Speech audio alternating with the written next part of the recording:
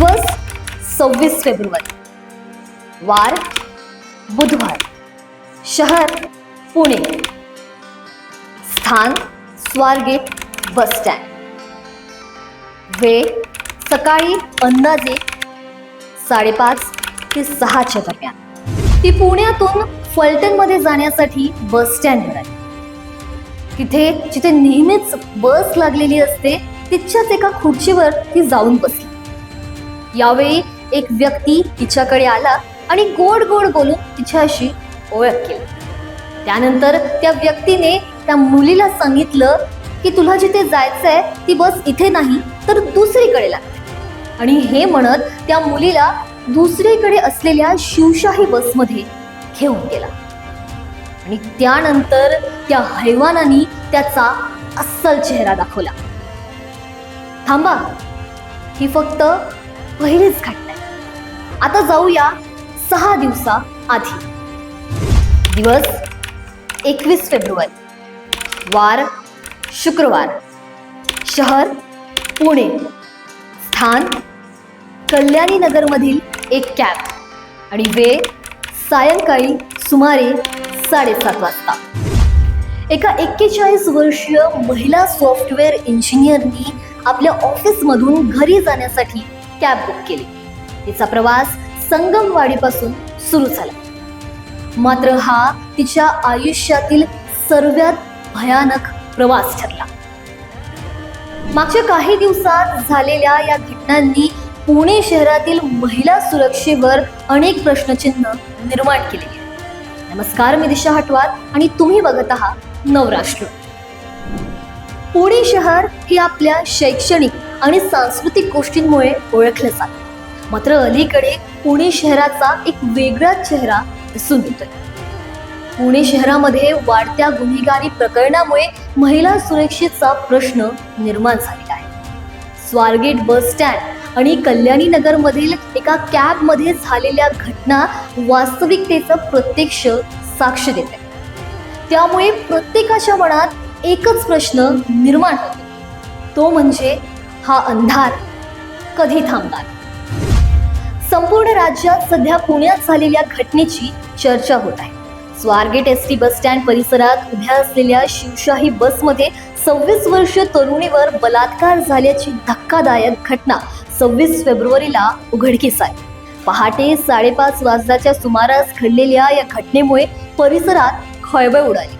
मिळालेल्या माहितीनुसार पीडित तरुणी पुण्यातून फलटणच्या दिशेने प्रवास करत होती। स्वारगेट एसटी स्टँड येथे थांबल्यानंतर एका अनोळखी व्यक्तीने तिची बस दुसऱ्या ठिकाणी थांबली असल्याचे सांगितले। मात्र तरुणीने त्याच्यावर विश्वास ठेवला नाही। या दरम्यान आरोपीने तिच्या एकटेपणाचा फायदा घेत तिला विश्वासात घेतले आणि जवळ उभ्या असलेल्या एका बंद शिवशाही बसकडे घेऊन गेला। बस बंद असल्याचे लक्षात आल्यानंतरही आरोपीने तिला आत जाण्यास सांगितले आणि स्वतःही बसमध्ये घुसला। त्यानंतर त्याने तिच्यावर जबरदस्ती केली आणि लगेच तिथून फरार झाला। या धक्कादायक घटनेनंतर तरुणी फलटणला जाण्यासाठी बसमध्ये बसली होती। बसमध्ये बसल्यानंतर तिने आपल्या मित्राला फोन करून संपूर्ण प्रकार सांगितला। मित्राने तिला पोलिसांकडे जाण्याचा सल्ला दिला। यानंतर तिने स्वारगेट पोलीस ठाणे गाठून तक्रार दाखल केली। पोलिसांनी आरोपी विरोधात बलात्काराचा गुन्हा दाखल केला आणि वेगवेगळ्या पथकांमार्फत शोध मोहीम सुरू केली आणि अथक परिश्रमानंतर अखेर पुणे पोलिसांना आरोपी दत्तात्रय गाडे याला अटक करण्यात यश मिळाला। तर दुसरी घटना 21 फेब्रुवारीची आहे।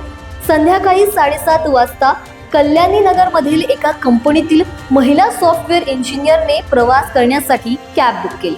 संगमवाडी रोडवर तिला घेण्यासाठी एक कॅब आली। गाडी चालवत असताना आरोपी तरुण ड्रायव्हरने रिअर व्ह्यू मिरर मधून महिलेकडे पाहून हस्तमैथून करण्यास सुरुवात केली। यामुळे भयभीत झालेल्या महिलेने सिग्नलला गाडी थांबताच पळ काढला आणि थेट पोलीस स्टेशन गाठले। खडकी पोलिसांनी 20 वर्षीय कॅब ड्रायव्हरला अटक केली।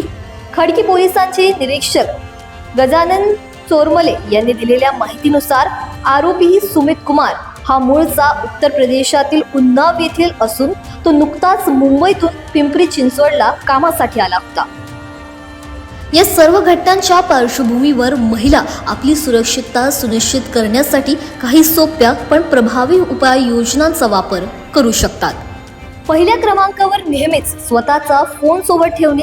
कधीही कोणत्याही संशयास्पद परिस्थितीत कुटुंबातील सदस्य, मित्र किंवा पोलिसांना कॉल करून मदत मागणे आवश्यक आहे. कॅब बुकिंग करताना वाहन क्रमांक, लोकेशन इत्यादीची माहिती ठेवणे आणि ती आपल्या जवळच्या व्यक्तीला पाठवणे हे सुद्धा उपयुक्त ठरते. आपल्या देशाचे पोलीस, सुरक्षा दल आणि कुटुंबीय हे महिलांची काळजी तर घेतातच, पण अडचणीच्या काळात मदतीसाठी उपयोगी पडणारे असे काही ॲप्स आहेत जे तुमच्यासाठी फायदेशीर ठरू शकतात. या ॲप्सच्या आधीत 112 भारत, हिम्मत रक्षा, माझे safety pin, Sheroes, shake to security सारख्या ॲप्सचा समावेश करण्यात आला आहे. यासोबतच सरकारने महिलांच्या सोयीसाठी आणि त्यांना अडचणीच्या वेळी मदत करता यावी यासाठी काही हेल्पलाईन नंबर जारी केले आहेत. या नंबरवर फोन केल्यानंतर महिलांना तात्काळ मदत देण्यात येईल. महिला हेल्पलाईन नंबर 1091 आणि 1090 हा संपूर्ण देशासाठी जारी करण्यात आला आहे.